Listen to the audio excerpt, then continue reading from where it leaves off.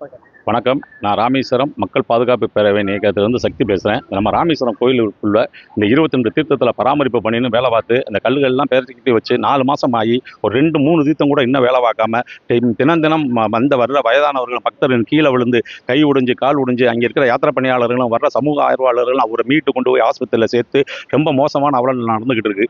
இதை போர்க்கால நடவடிக்கையில் ஆள்களை வச்சு செய்யறதுக்கு கோயிலுக்கு போதுமான வசதிகள் இருக்கு. ஆனால் கான்ட்ராக்ட்காரவங்களோட அப்பாயின்மெண்ட் ஒத்துழைப்பா என்னன்னு தெரியல. ஒரு 10 பேர் 3 பேர் 4 பேர், அது 4 பேர் 4 நாளைக்கு வரேன் 5 நாளைக்கு வரல. இப்போ அறநிலையத்துறை மந்திரி வர்றோம்னு சொன்ன உடனே ஒரு 5-6 நாள் வேகமாக வேலை நடந்ததாக கேள்விப்பட்டோம். ஆனால் இப்போ அதுவும் கிடையாது. சுத்தமாக மோசமாக போயிடுச்சு. அதை உடனே அறநிலையத்துறை அமைச்சர் கவனத்துக்கு கொண்டு போகணும். ஒன்று. 2வது, தெற்கு வாசலில் இருக்கிற உடைமாற்றம் வரைக்கும் மேலே மூடி இல்லை. தட்டோடுலேருந்து பார்த்தோம்னா கீழே உடைமாற்றுறது அப்படியே தெரியுது. மாரியப்பன் சார் பீரியடில் அங்கே வேலெல்லாம் வச்சு கொத்தி ஒரு பூஞ்சோலை மாதிரி வச்சிருந்தாரு. அதுக்கு தண்ணி ஊற்றுறது கூட இப்போ இங்கே ஆள் யாருமே இல்லை. கோயில் நிலவை ரொம்ப மோசமாக இருக்குது. அக்னி தீர்த்த கரையில் பெண்கள் ஒதுங்கிறதுக்கு ஒரு பாத்ரூமோ டாய்லெட்டோ குழந்தைகளை வச்சுக்கிட்டு ஒரு பால் கொடுக்கறதுக்கு இடமோ எதுவுமே இல்லை. அதே மாதிரி கோயிலுக்குள்ளே 3 மணி நேரம் தரிசனத்துக்கு நிற்கிற மக்கள் பாடாப்படுறாங்க. ஒரு ஃபேன் இல்லை, ஒரு வசதி இல்லை, ஒன்றுமே இல்லை. அவன் நாய் மாதிரி விரட்டுறான் வர்ற பக்தர்களை போறா. அது போன அரசுல தான் நடந்துச்சுன்னா இந்த அரசுல அது நடக்கக்கூடாதுங்கிறது ராமேஸ்வரம் மக்கள் சார்பாக கேட்டுக்கிறேன். இது அரசியல் சார்பாக இல்லை.